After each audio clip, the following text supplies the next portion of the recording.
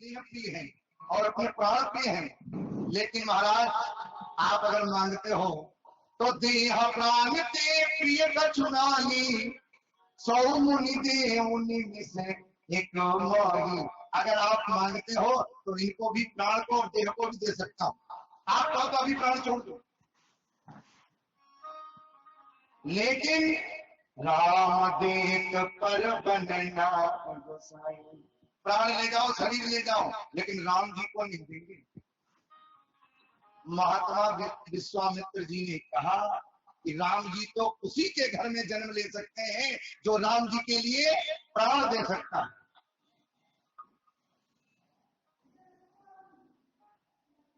और हम भी आजकल चाहते हैं हमारे घर में राम लक्ष्मण पैदा करके भी तो दिखाओ,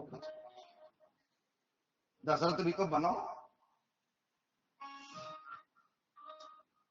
दशरथ जी तो न जाने कितना दान करते थे, कई लाख गैयाओं का वर्णन आया है। और हम दूध भी काऊ को पिलाए हुए हो तो गैया की तो बातें छोड़ो। कोई संत ब्राह्मण दरवाजे पे आ गया, बाबा हमें कोई है ना, चलो जाओ।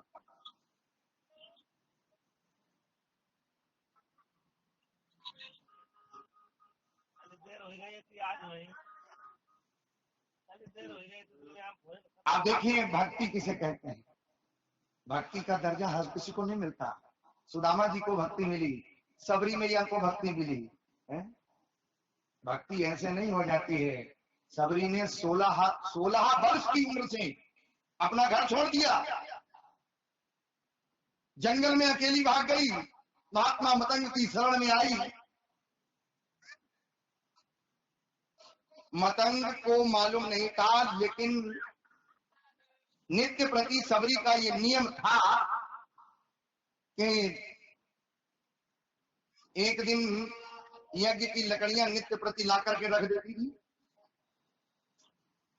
आश्रम के जितने भी ऋषि थे वो सब के सब ऋषि प्रातःकाल झाड़ू लगाया करते थे ब्रह्म मुहूर्त में। तो प्रातःकाल से पहले ये लकड़ियां भी रख जाती थी और झाड़ू भी पूरे आश्रम।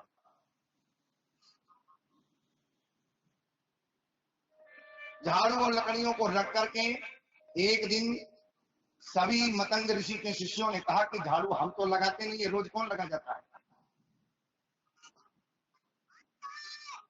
कौन लगा जाता है। एक दिन कोई शिष्य सोया नहीं, रात में केवल ऐसे व्यक्ति को पकड़ना है, ये कौन करता है। तो मतंग ऋषि के आश्रम में रहने वाले सभी शिष्य रात में सोए नहीं, और जब सोए नहीं तो एक दिन पकड़ लिया और उससे कहा, देख मैंने तुझे मना किया था, फिर भी तुम रोज जो है लकड़ियों को झाड़ू को ला करके रख देती हो। आपस में जब बात हुई, आपस में जब वार्तालाप हुई तो मतंग ऋषि के पास तक खबर पहुंची। और जब मतंग ऋषि ने कहा कि क्या बात है बेटा, ये क्यों आपस में, तो मतंग ऋषि ने कहा, अब मतंग ऋषि से शिष्यों ने कहा कि गुरुजी हमने इस बालिका को मना किया था, लेकिन ये फिर भी नित्य प्रति यज्ञ की लकड़ियों को ला करके रखती है। तो गुरुजी ने कहा कि चलो बेटी अब तुम हमारे आश्रम में रहो और गुरु मंत्र दे। ऐसा पुराण कहता है कि 16 वर्ष से लेकर के सबरी माता ने अपने गुरु मतंग से गुरु मंत्र लिया और 10,000 वर्ष की उम्र गवा दी। बाल पक गए, 10,000 वर्ष की उम्र व्यतीत हो गई।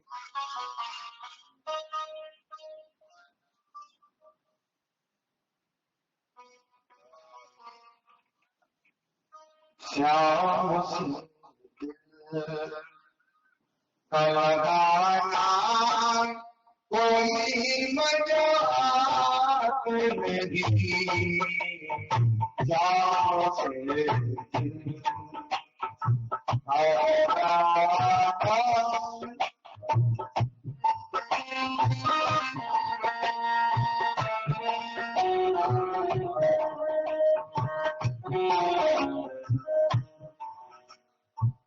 श्याम से श्याम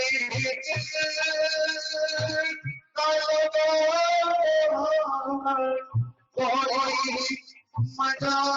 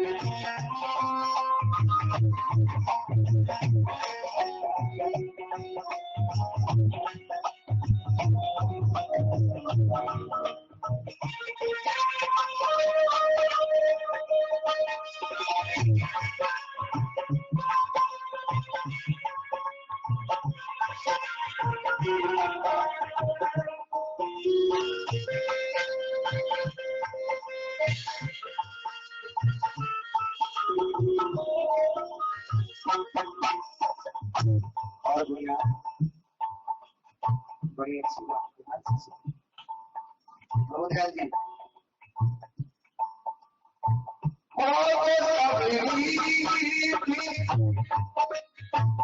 जो राम को खिलाई गई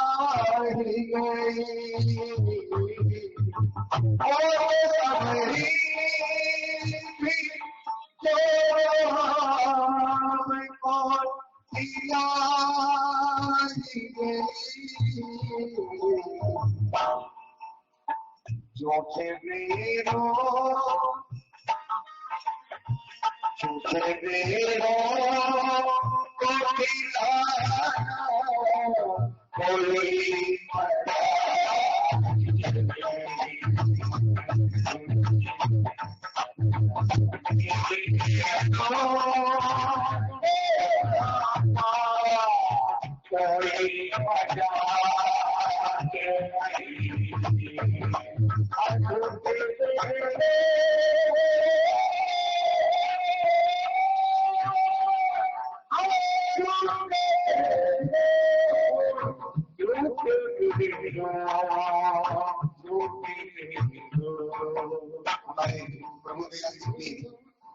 बहू भगवान के लिए कल तो उनके यहाँ हुई भगवान के लिए गाय बंसी मुकुट और चांदी की माला ये सब चांदी के समर्पित किए। आज भगवान की आरती के लिए ये आरती प्रदर्शित की। मैंने कहा था भगवान देता सबको है, लेकिन स्वयं जिसका देने का मन करे दिल वाला तो वही है। श्याम से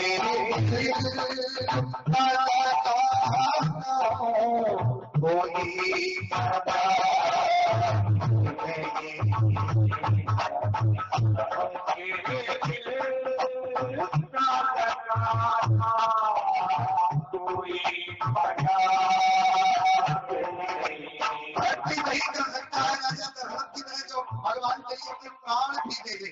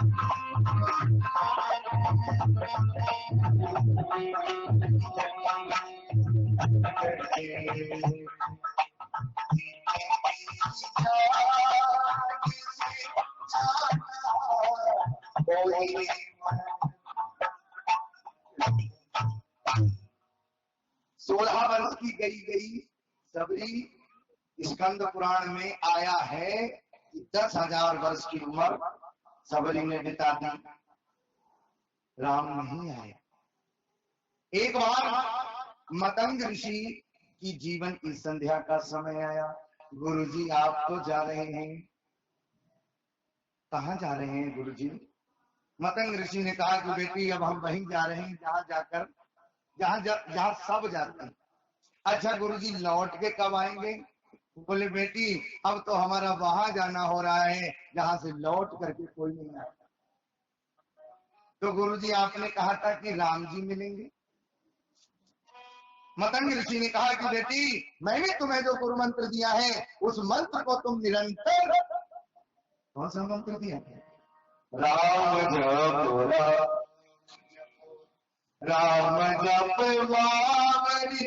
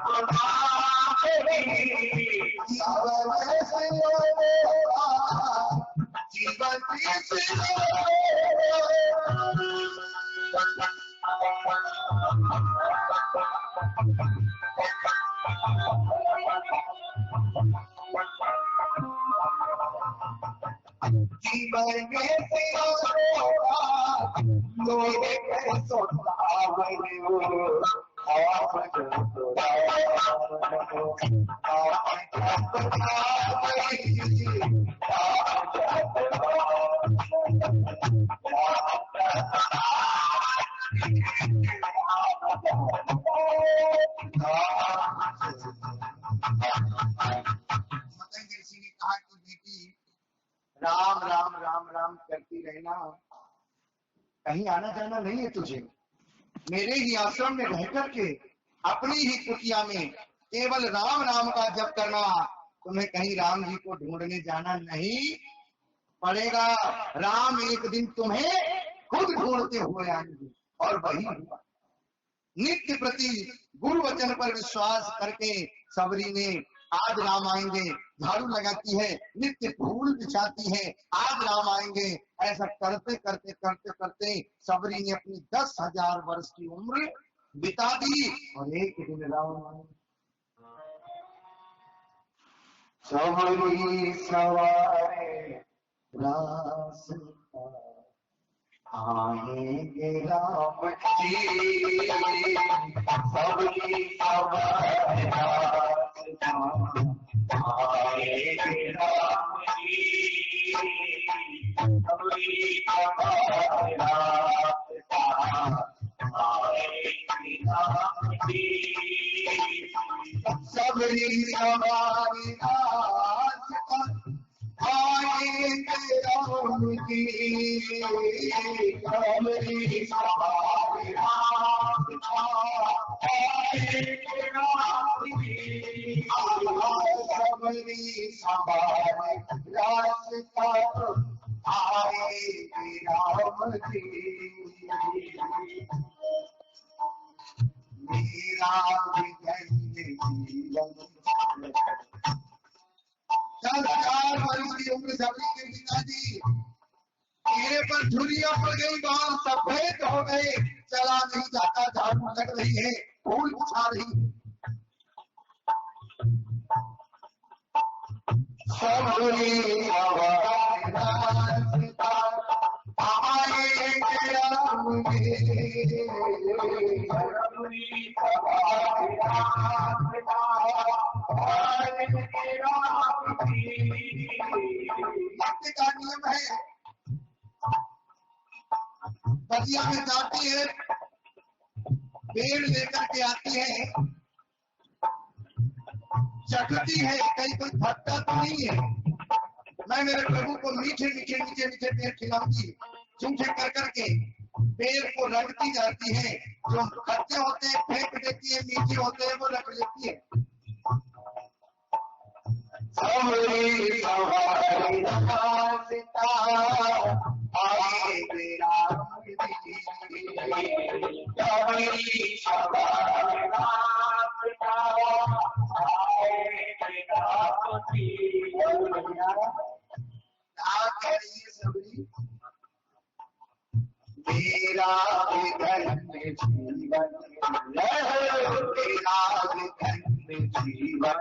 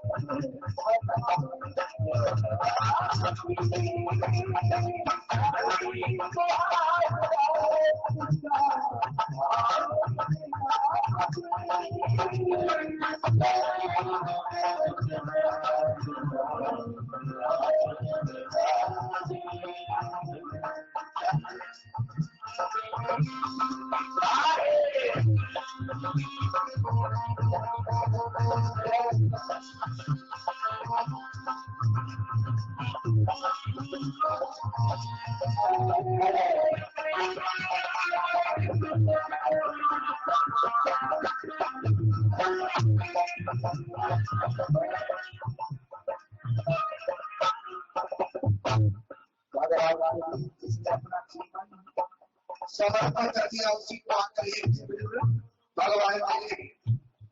ऐसे ही हमारे अशोक भैया के बड़े भैया उस दिन भी हमारे भैया ने सभी हमारे परिकर को पुष्पमालाओं को शोभित किया था और मुद्राओं से भी सभी को प्रसन्न किया था। आज भी अपना बड़ा दिल लेकर के हमारे पूरे परिकर को सम्मानित कर रहे हैं। भगवान के विवाह की जगह पर भगवान ऐसे सबको सबको कोई उसकी इच्छा हो वो भगवान की पूरी करे। और हमारे अशोक भैया का कहना ही क्या है,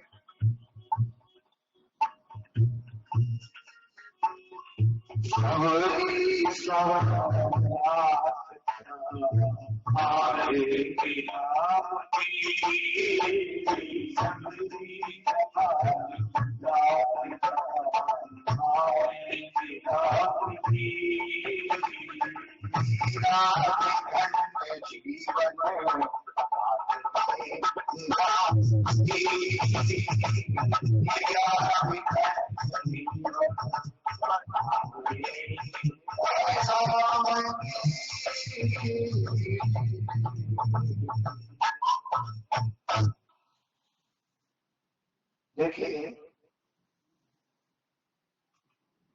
एक बात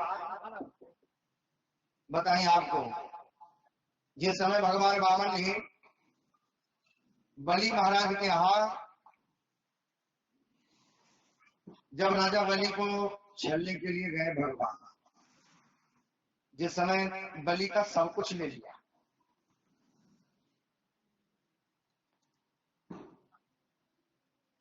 बलि का जब सब कुछ ले लिया तो अंत में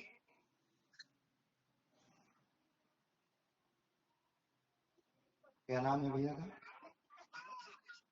अच्छा, हमारे परीक्षित जी महाराज के भैया जी अनूप जी दीक्षित, जिन्होंने भगवान के चरणों में विवाह की बेला पर भगवान के लिए 501 पुष्प मुद्राओं से सहयोग किया है। भगवान मंगल करे इस व्यासपीठ से। और हमारे परीक्षित जी सुन्ना भैया के ऊपर तो पूरी की पूरी कृपा है, नहीं तो आप देखिए भगवान पहले ही निहित कर देते हैं कि किस पर कृपा करना। एक दिन की कह रहे थे कि साहब एक दिन परीक्षित बन जाए, 7वां दिन है और कह रहे 2 दिन और बढ़ा दो। भक्ति का प्रभाव यही है, निरंतर जिसका वरदान हो जाए ये बैठे हैं, इनसे पूछ लीजिए अगली डेट फाइनल होगा अब दोबारा। बोले वृंदावन बिहारी लाल की, जहाँ विराजे राधा रानी अलबेली सरकार संवरिया ले चल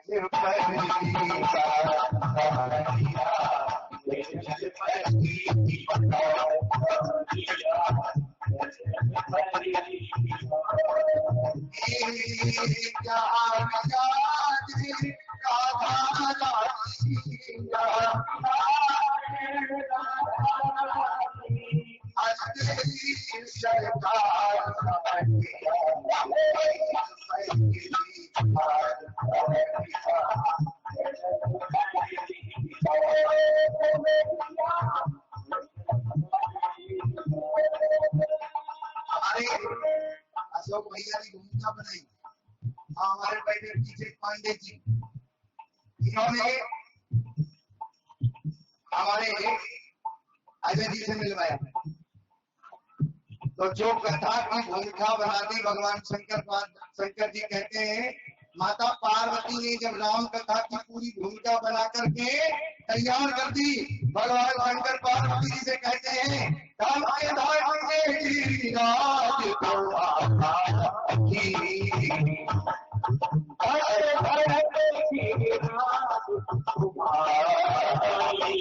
धन्यवाद किसके लिए? क्योंकि पार्वती ने भगवान शंकर के हृदय में राम कथा के लिए प्रश्न किया, और धन्यवाद उनके लिए जो कथा की भूमिका बना करके तैयार कर दे। ऐसे हमारे अशोक भैया, हमारे पांडे जी और हमारे छुन्ने भैया आदि आदि सभी पैसे को सभी का सहयोग है, लेकिन कोई ना कोई तो हनुमान जी की बात बताइए। ऐसे ही कुछ लोग हनुमान जी की भूमिका में आए और कुछ लोग राम जी की सेना में हर तरीके के लोग थे। नर भी थे, बानर भी थे, भालू भी थे, और एक गिलहरी का भी राम जी ने सहयोग लिया।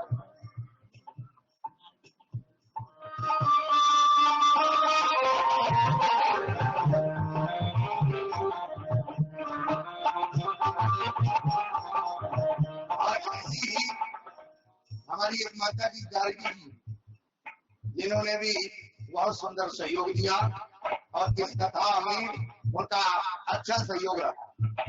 और हमारे प्रभु दयाल भैया कोटवा,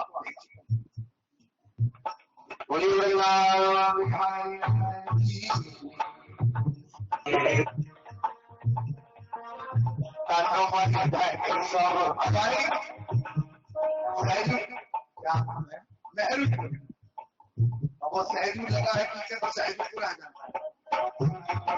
ऐसे ही हमारे सहजूपुर वाले कहते हैं क्या, तन मन धन सब तेरे जीवन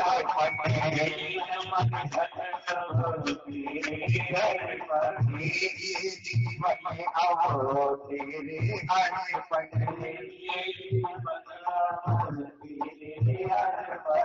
सावरिया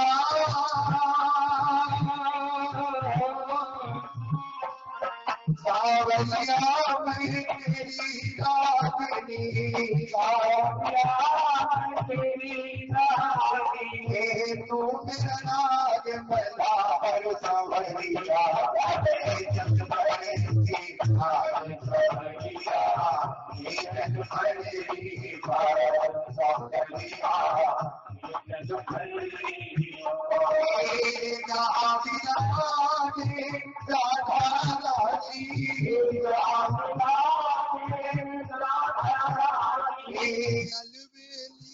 सरकार कंवरिया, चल परेली पार कंवरिया।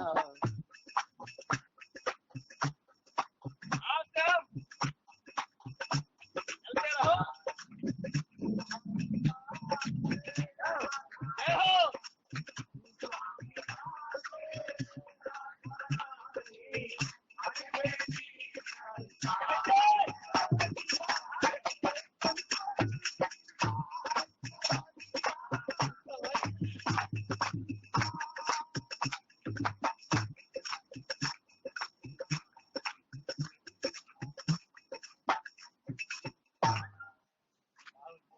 रबड़ी वाले एक तो हाथ तो दिखाओ, कम से कम 7 दिन रबड़ी की।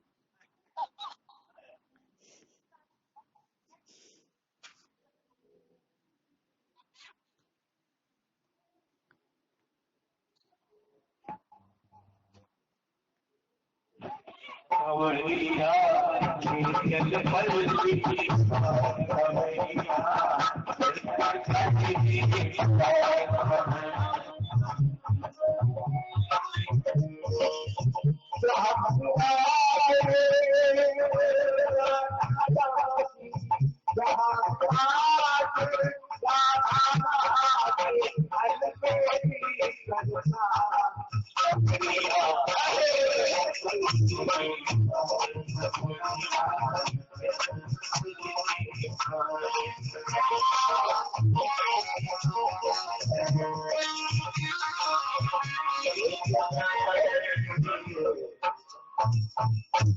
सभी लोगों का कथा के प्रति बहुत सुंदर और ऐसा न हो जे तो दो दिन की कहनी हो फिर तुम हमारे मंडप को जाए को मन ही न हो फिर तो ऐसा हाल न हो एक जगह एक व्यक्ति के घर में आओ मेहमान अब मेहमान जाए नहीं घर वाले परेशान भी कब जाए पहले के लोग कहते थे कि हे अतिथि कब आओगे और आज हे अतिथि कब जाओ और अतिथि महाराज जान को नाम न ले एक दिन देवी जी ने कही अतिथि जाता नहीं पति देवता बोले जाएगा कैसे रबड़ी मालपुआ मेवा मिष्ठान जब खिलाओगे तो कौन जाएगा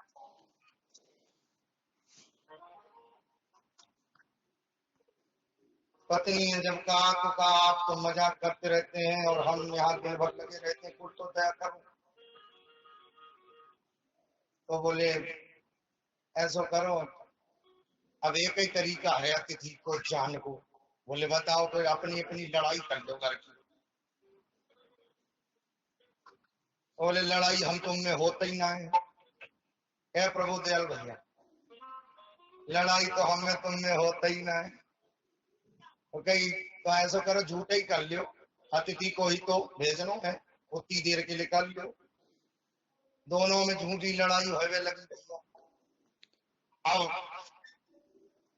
देवी जी आंखों में आंसू भर के बोली लियो दिन भर हम काम करती है और आपको तो हमारा काम नजर ही नहीं आता दिन भर हाँ पति देवता बोले हाँ हाँ मालूम है तुम कितनी धक्की लौटती हमारे लोगों का काम करो तब पता चले देवी जी बोली चलो ठीक है आज हम खाना ही नहीं बनाएंगी तो खाओगे क्या शाम को अब अतिथि ने जैसे ही सुनो बोलो जब शाम को खाना ही नहीं को नहीं मिले तो अपने को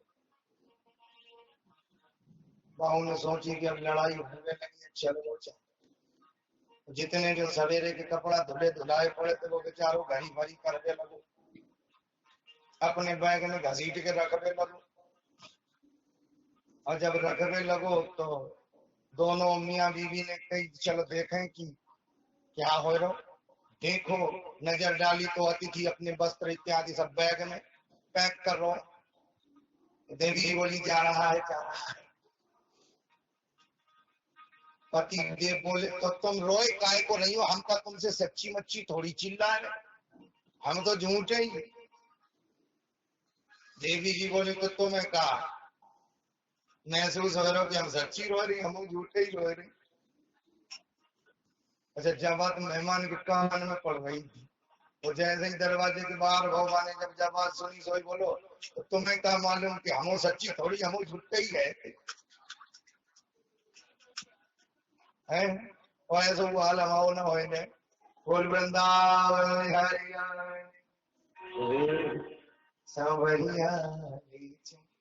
भगवान ने जब गोपियों से कहा कि लौट जाओ गोपियों ने कहा अपनी कहानी सुनाई भगवान ने कहा जब वो असली पति आ जाए तो ऐसे व्यक्ति को फिर अपने नकली पति को छोड़ करके माने मिट्टी वाले पति को छोड़ करके अब अपने असली पति से मिलना चाहिए गोपियां बोली हो गया निर्णय हमारे जो संसार के पति हैं वो मिट्टी वाले पति हैं नकली पति हैं हमारा असली पति तो हमारे सामने खड़ा है और हम भी अपने मिट्टी वाले पति को छोड़ करके अब हम असली पति के साथ में पास में आए ऐसे वर को क्या परे जो जल और मर जाए बरबरिए गोपाल को। किसने किसने वर्ण किया? सबरी ने वर्ण किया, मीरा ने वर्ण किया। बरबरिए